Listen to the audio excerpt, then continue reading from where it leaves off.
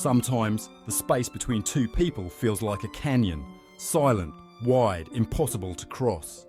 He stands on one side, longing for quiet, desperate to escape the pressure that seems to press in from every direction. She stands on the other, longing for connection, aching for warmth, and haunted by the echo of absence. He needs a moment alone. The words catch in his throat, heavy with the fear that anything he says will only make things worse. Silence seems safer. He tells himself it isn't personal, that she will understand.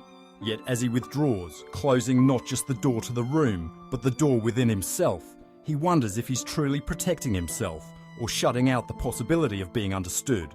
The pressure lifts for a moment, replaced by a dull ache, a loneliness he can't quite name. Inside the silence, she waits.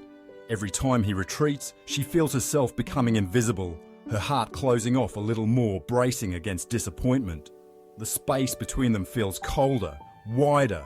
She replays their last conversation, searching for clues, wondering if she asked too much, pushed too hard, said the wrong thing. She wasn't looking for a fight, she just wanted closeness, a reminder that she matters, that she's seen. But now, all she feels is distance. She wonders if he even cares. The silence feels like a wall, and her mind fills with doubt. How can love feel so far away, even when he's right there? He sits alone, trying to understand her pain, but feeling misunderstood himself. He didn't do anything wrong. He just needed peace, a break from the tension. He wishes she could see that he's not trying to hurt her. He just needs space to feel okay again.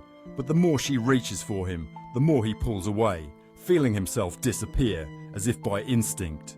He doesn't know how to stop it. The pattern is familiar, automatic. He wonders if he's broken, if he'll ever be able to stay present when things get hard. She stands on the other side of the door, wishing he would come to her, ask how she's feeling, show her that he still cares. She doesn't understand how he can see her pain and not reach out. It's as if he lives in a different world, a place where she doesn't exist. She wonders, how do you love someone who keeps disappearing? How do you hold on when every attempt at connection seems to push them further away? What feels like protection to one person can feel like rejection to the other. Each lives inside their own story, convinced that their way of seeing is the truth. He believes silence is safety. She feels silence is the storm. In his world, not speaking is the only way to keep things from getting worse. He thinks that if he waits long enough, the storm will pass and they'll return to calm. In her world, the silence is the storm. It's the thing that hurts more than any argument, the thing that tells her she's alone even when he's right there. This is the cycle.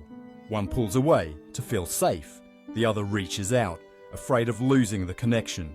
The harder she reaches, the more he withdraws. The more he withdraws, the harder she tries to reach him. Round and round they go, until both are exhausted, neither feeling seen or understood. But it doesn't have to be this way. There is another way. It begins with a pause, a single breath taken together, not to fix everything at once, but to remind each other that, despite the distance, they're still on the same side. It means asking, not with accusation, but with curiosity. What's happening for you right now? It means listening, not to respond, not to defend, but to understand. It means remembering that love isn't about winning or proving who's right.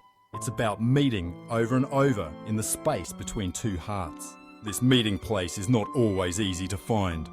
It takes courage for him to open the door, to risk saying the wrong thing, to let himself be seen in his vulnerability.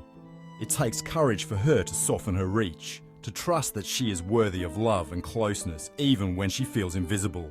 But when they both make the effort to step into each other's world, the distance begins to shrink. The silence softens. They remember that they are not enemies. They are two people, each longing for safety, each longing for love, just trying to find their way back to each other. Sometimes the most loving thing we can do is to pause, to put down our defenses, to let go of needing to be right, and to simply ask, can we try again? In the quiet after the storm, two people can begin to rebuild, not by pretending the pain isn't there, but by acknowledging it and choosing together to reach across the divide. Connection doesn't come from always agreeing or never making mistakes. It comes from the willingness to keep showing up, to keep listening, to keep trying to understand. It comes from believing that, even in the hardest moments, There is a path back to each other, if only we're willing to look for it. So, the next time you find yourself caught in the cycle, one pulling away, the other reaching out, remember, a single breath, a single moment of curiosity can begin to shift everything. Because love is not the absence of conflict. It's the willingness to find each other again, even after we've been lost. And in that meeting, in the space where both hearts are seen, we remember we were never truly alone. We were just waiting for the courage to reach across the distance and come home to each other. If this touched your heart, subscribe for more heartfelt videos.